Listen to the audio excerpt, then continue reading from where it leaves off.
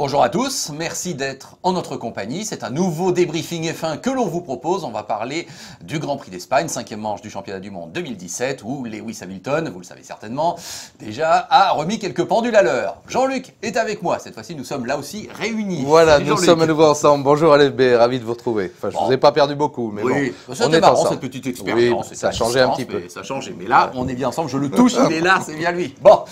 Alors Jean-Luc, cette 5e manche, Lewis Hamilton revient à 2 victoires cette année, Vettel en avait déjà 2, et puis on le sait, il y a Bottas qui restait sur la dernière victoire en Russie, qui là n'a pas amélioré son score, et même, c'est sûr que par rapport à aussi Raikkonen et Verstappen, il fait partie de ceux qui ont vraiment loupé ce Grand Prix d'Espagne. Bon, on va en parler. Alors, par quoi as-tu envie de commencer? Tu vois, je te mets vraiment à l'aise parce que c'est le déroulement du Grand Prix ou c'est déjà le bilan global que tu veux tirer? Déjà, je voudrais sortir une noisette honorable ou une amende parce qu'effectivement, c'est vrai que je m'enthousiasme toujours un peu dans les débriefings. D'abord, ça me fait plaisir de vous retrouver. Et puis, deuxièmement, mon rôle sur RMC en commentant direct est de trouver des centres d'intérêt. Donc c'est vrai que parfois, et ça semble avoir été le cas sur le dernier Grand Prix, je suis peut-être un peu trop dithyrambique ou un peu trop laudatif par rapport à la qualité du Grand Prix. Donc, ok, je reconnais. Le dernier, j'avoue, on l'a pas trouvé aussi animé que toi. Moi, j'y ai trouvé des centres d'intérêt, mais vous avez le droit de ne pas les partager. Et comme je le dis à chaque fois, vous avez le droit de ne pas partager mon point de vue également, puisque j'ai des points de vue tranchés. Bon, voilà, c'est un préambule important. Alors celui-là, je l'ai trouvé très intéressant. Si tu commences par me poser la question, là, je crois qu'on ne peut pas reprocher qu'il n'y ait pas eu d'affrontement en piste, réellement, de dépassement sur la piste. Je crois qu'on a pratiquement tout eu pour un Grand Prix qui se déroule sur le sec et de surcroît sur un circuit connu, fréquenté par tout le monde, où les pilotes ont leurs habitudes, les écuries également. Premier Grand Prix européen, faut-il le rappeler, parce que c'est quand même un élément important. Donc là aussi, on avait apporté des développements très importants au plan aérodynamique. Enfin, on va pas faire la liste de tout ce qui a changé, mais pratiquement tout, on le sait bien. Donc ce 5e Grand Prix avait valeur d'exemple. Et l'exemple, l'autre élément réjouissant pour moi, c'est de voir que Ferrari et Mercedes sont véritablement dans un mouchoir de poche. Deuxième constat, si tu veux bien très rapidement, Red Bull Renault s'est rapproché des deux équipes de pointe. Donc tout ça, c'est formidable. Bon, écoute, de toute façon, on va un petit peu tirer les tableaux d'honneur, donner les tableaux d'honneur au fur et à mesure du classement. Mais si on revient sur cette bataille, Hamilton-Vettel, qui semble même avoir fait le trou par rapport au reste, on ne doutait pas à la rigueur que ça allait être entre deux. Bon, mais là, ça se précise de plus en plus. J'ai l'impression que Vettel pensait peut-être avoir fait le plus dur en prenant le meilleur départ et en menant les premiers tours. C'est évident, mais bien sûr, il a réussi un départ de rêve, pratiquement idyllique. Alors lui, avec une trajectoire bien tendue, bien droite, bien efficace, alors qu'il était du mauvais côté de la piste.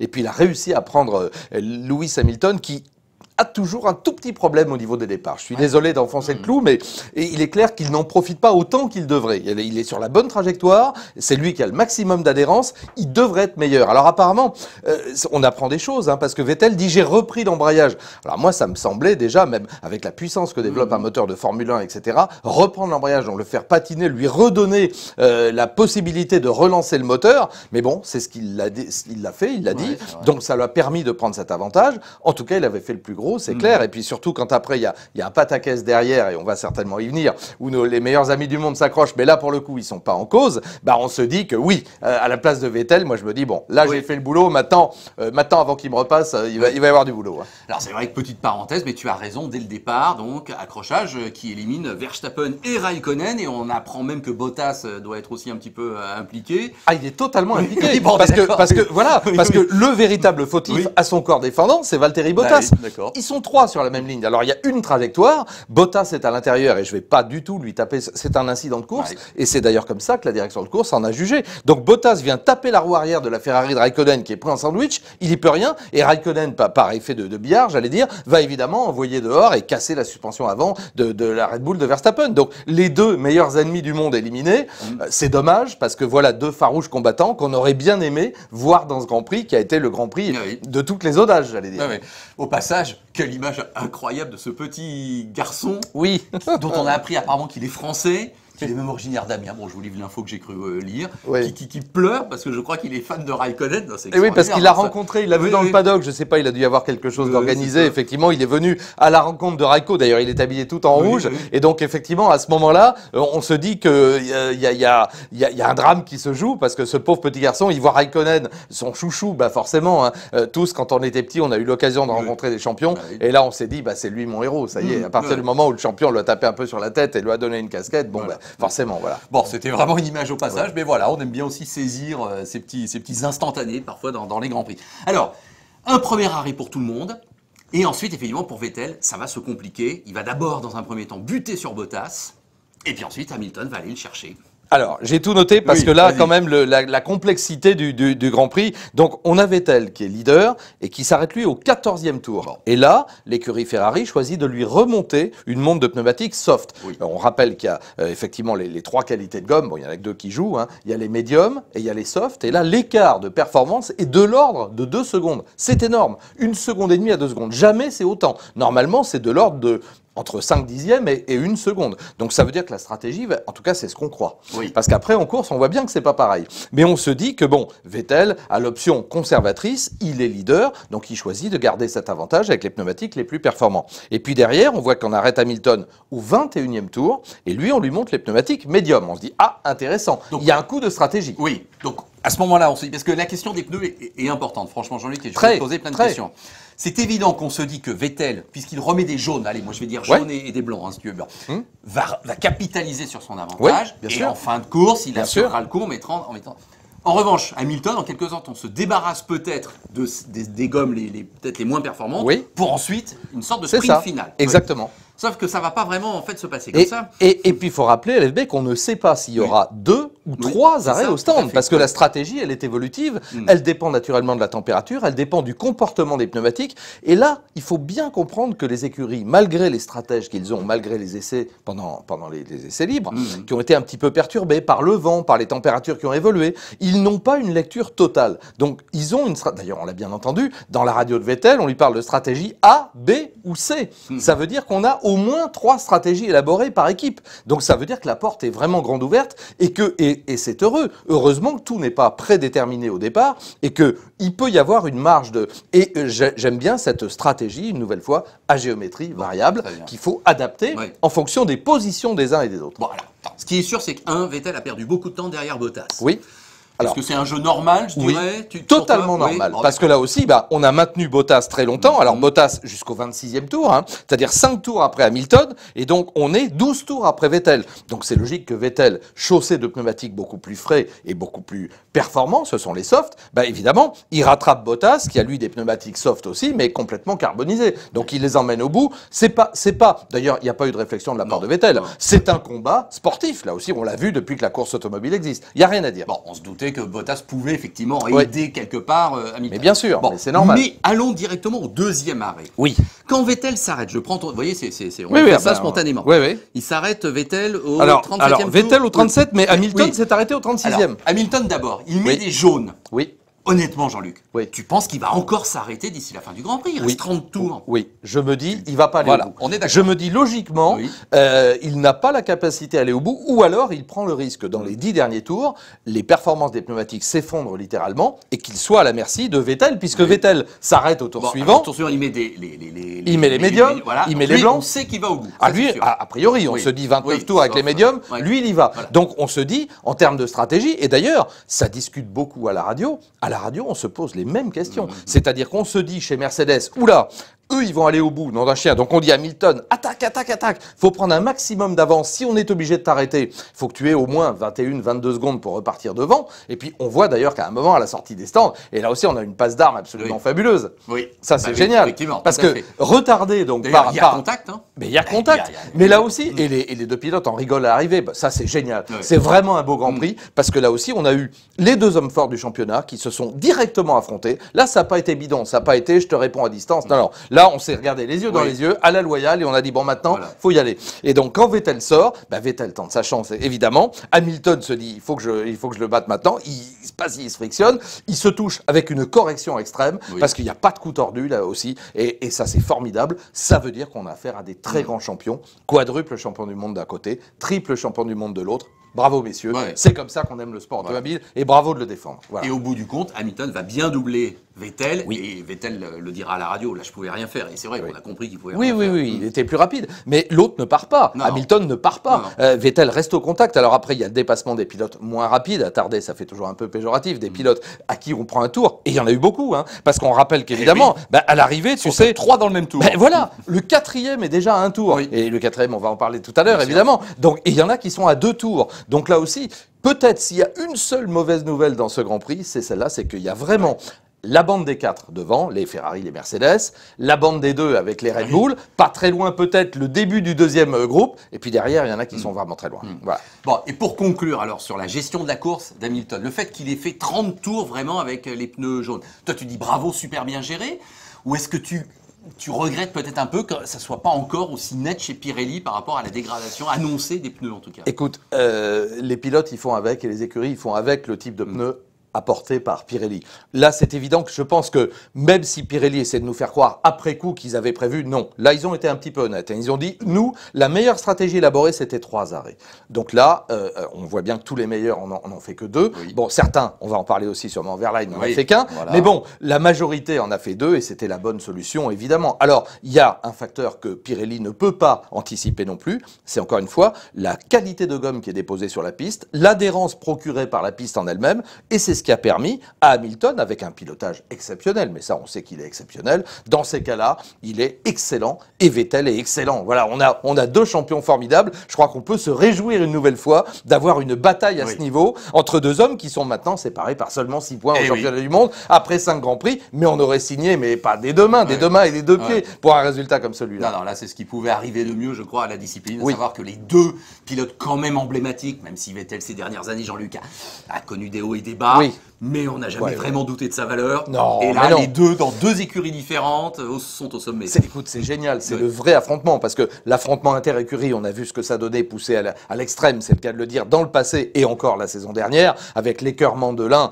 qui est un grand champion, mais qui choisit même de renoncer tellement il était prouvé. Bah là, je peux dire que ça m'étonnerait qu'Hamilton ou Vettel renonce à l'issue de ce championnat, quel que soit celui qui décrochera le titre, parce qu'on peut dire qu'a priori, c'est quand même un de ces 2-là. En tout cas, sur la valeur de pilotage et la valeur de compétences et on va dire un ensemble de facteurs, parce que Raikkonen était très bien. En qualif, il est à moins de 2 dixièmes, il est super bien. C'est ça. Derrière, c'est bien parce qu'on sait que Bottas peut gagner, il l'a fait, et on sait que Raikkonen peut le faire aussi. Évidemment, il était très bien ce week-end, c'est dommage. Moi, j'ai regretté pour ces 3 pilotes. Bon, Bottas éliminé finalement par une casse mécanique, ce qui est très rare chez Mercedes, mais j'ai regretté que ces 3-là soient pas dans le coup, parce que je sais pas s'ils auraient pu hausser leur niveau de jeu justement au niveau d'Hamilton et Vettel, mais ils auraient été derrière. Alors bon, ça nous offre un podium inédit, mais c'est vraiment des prétendants à la victoire, en tout cas. Donc ce sont des pilotes qui peuvent venir perturber le jeu. C'est pas seulement un duel, c'est un duel arbitré par au moins 3 autres pilotes. Tout à fait. Bon, écoute, moi, on va dérouler le reste du classement. Ricardo, écoute, certes, il est à 1 minute 15, alors il sera certainement déçu, mais enfin, il est sur le podium. Ça fait plaisir de revenir au moins sur la 3e marche du podium. Mais enfin, je sais pas, Red Bull, là, on doit quand même être un petit peu déçu globalement. Hein. Écoute, je vais pas dire ça parce qu'on les adore encore une fois, mais tu sais de qui je vais parler. On a beaucoup travaillé chez Red Bull au plan du châssis, au plan de l'aérodynamique. Là, il y a un problème de moteur. C'est évident que le moteur, quoi qu'on nous fasse croire, encore une fois, en haut lieu, tu vois ce que je veux dire, le moteur, il est encore un ton en dessous et c'est extrêmement clair. Il est bon, hein, c'est pas ce que je veux dire, mais il est moins bon que le Mercedes et le Ferrari. Et tant que la nouvelle version du moteur n'arrivera pas, elle était prévue pour le Canada, par parenthèse, et elle n'arrivera malheureusement pas au Canada, vraisemblablement peut-être en Autriche, je l'espère pour tout le monde. Alors si on peut, mais attention, les autres, ils évoluent aussi. Hein. Le problème, il est là, c'est que Mercedes et Ferrari, ils lisent pas le journal pendant ce temps-là. Donc j'espère que le gap qui existe encore sera un petit peu réduit, parce que quand même, Barcelone, c'est aussi un circuit de moteur. Quant à cette ligne droite énorme où on déboule, même avec l'appui aéro, on déboule à 330 km/h, ça fait mal, quoi. Parle-moi de cette équipe Force India, formidable, 4e et 5e, avec un Pérez à qui il faut rendre hommage. Ça fait 14 Grands Prix de suite, je crois, qu'il est dans les points, donc sur 2 années, bien sûr, mais c'est formidable. Et puis Esteban Ocon.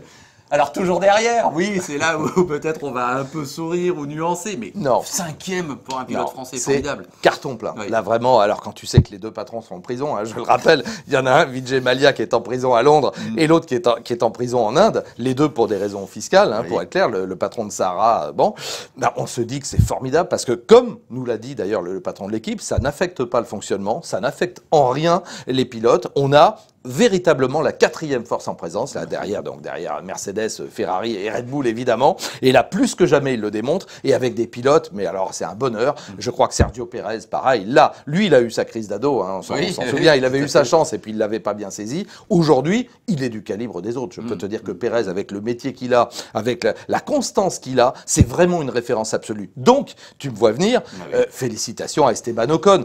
Zéro faute, Esteban Ocon, quand tu penses que 15 Grands Prix disputés, 10 l'an dernier, 5, 7, tous terminés, tous terminés. C'est exceptionnel. Il a une progression, même maintenant. Et voilà. Et là, il est 7e du Grand Prix précédent, il est 5e de celui-là. Ben, il est combien le prochain? Il peut être sur le podium. Comme c'est Monaco, on peut tout imaginer à Monaco. Va savoir. En tout cas, il ne commet aucune erreur. Alors, il termine à 11 secondes, pour être précis. Il était à 8, tu vois, au Grand Prix précédent. Mais c'est génial quand même. Écoute, bravo Esteban, c'est vraiment du boulot formidable. Là, on tient de la graine de champion et je pèse mes mots. Voilà. On est parfaitement d'accord.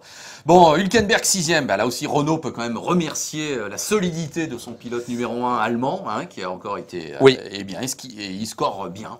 Alors on va me dire, là c'est Renault. Bah oui, mais le châssis progresse aussi, heureusement d'ailleurs. Hein. On a très bien travaillé également à Enstone. Je ne veux pas dire qu'on ne travaille pas à Viry-Châtillon, attention, parce qu'on a obligatoirement progressé, sinon le gap serait encore plus important. Mais bon, disons que pour le moment, le châssis Renault me semble légèrement supérieur aux capacités intrinsèques du moteur, c'est mon avis à moi. Et tant que, pareil, chez Renault, on ne sera pas au niveau de Red Bull, parce que la référence, c'est pareil. Hein. Il y a un châssis Red Bull et puis un moteur Renault. Donc, logiquement, on devrait arriver à être au niveau de Red Bull. On n'y est pas encore. Il y a encore un petit peu de boulot. Et heureusement qu'on a Hülkenberg, par parenthèse. Tout à fait. Voilà.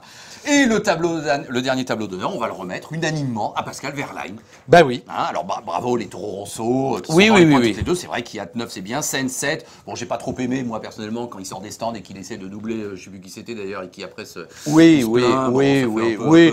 Il était chez lui, il était un peu survolté.